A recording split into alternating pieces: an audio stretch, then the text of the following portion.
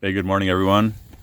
Today's the 30th of September, and I'm in Bidwell Park above Chico, and just wanted to kind of do a quick update. We haven't been doing a lot of coverage of the fires for the last week just because the rain really knocked them all down quite a bit. Hasn't been much to report on the fires.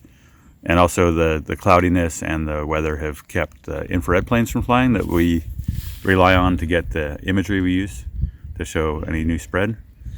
Also, we're waiting for a clear day.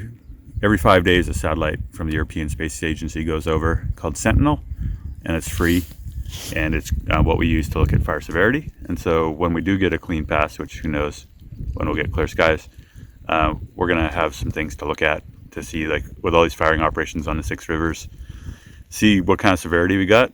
We're kind of interested.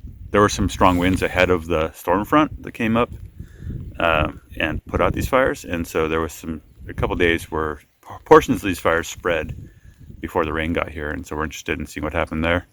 Looks like the portions that spread the most weren't portions that were actually actively lit by the Forest Service. Anyway, we're kind of in the dark here, and we're enjoying the rain. I want to talk a little bit about a project I'm looking at from where I'm sitting here, so I'm going to see if I can just flip over here. So I'm in Bidwell Park, and we're looking down on Horseshoe Lake, and this is called Monkey Face, and we're looking out kind of across the mouth of Chico Creek Canyon. This is Upper Bidwell Park, City Park. It goes a few miles up into the foothills here, and then it turns into the big Chico Creek Ecological Reserve. And so one thing that happens here at night in the summer is the winds come down the canyon, and we've had fires that have burned through this area we're looking at here and threatened to push down towards town. So in front of us, we've got a pretty good size prescribed burn that we helped do with the City Fire Department back in July, I think. And this is the second time we've burned this plot of land. There's a lot of star thistle out here, and it's kind of a noxious weed, and it chokes out the natives, and it also it's just not very pleasant. You know, it covers the trails, pokes your dog in the nose. And so one of the objectives here was to clear out the star thistle. So there's been some research that says that the star thistle seed lasts for a few years, and so you need to burn like 3 years in a row to really get rid of the seed bank and kind of make a good dent in it where it won't come back.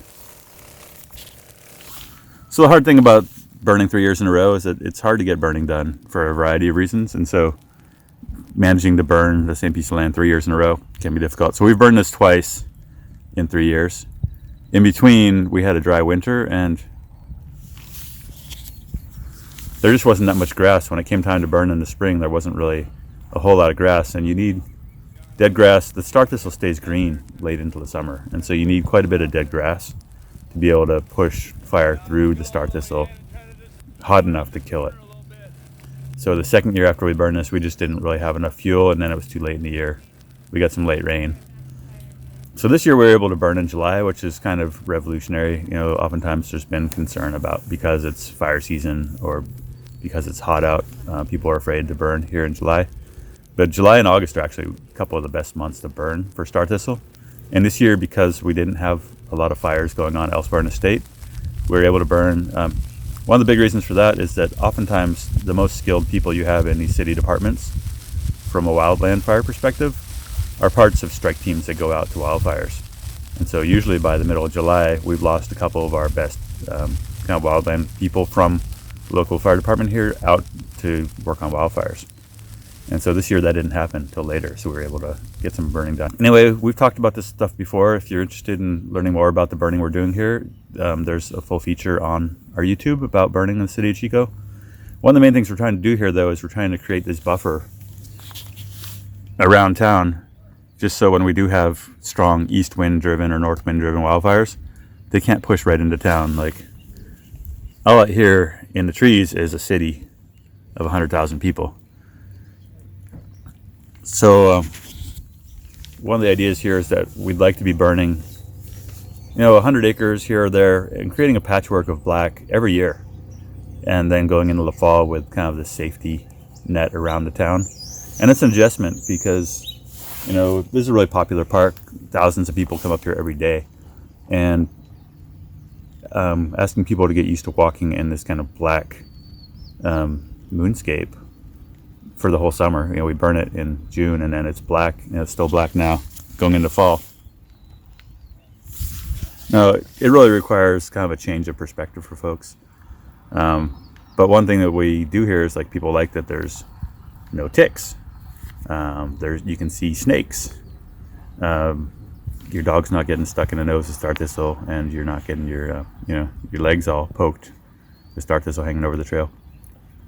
So it's just when we talk about adapting to work with fire, it's that's part of it, is adapting. So instead of walking in a brown grassy field, you might be walking in a black field. Some of the folks I've talked to say, well, we know it's all right because it's keeping us safer, but it's sacrifice. Everyone changing how we perceive fire and what we're willing to give up for it. That's part of getting on better terms with wildfire. Anyway, pretty proud of the work that we're doing here. We the company I work for, we wrote the burn plans for this, and we've been providing some assistance when they burn. A lot of this burning is getting done with the help of Chico State, and the city's really kind of leaned into working with partners on this. So it's been great. It's kind of one of the more satisfying things in my career right now. And so we'll keep sharing this stuff.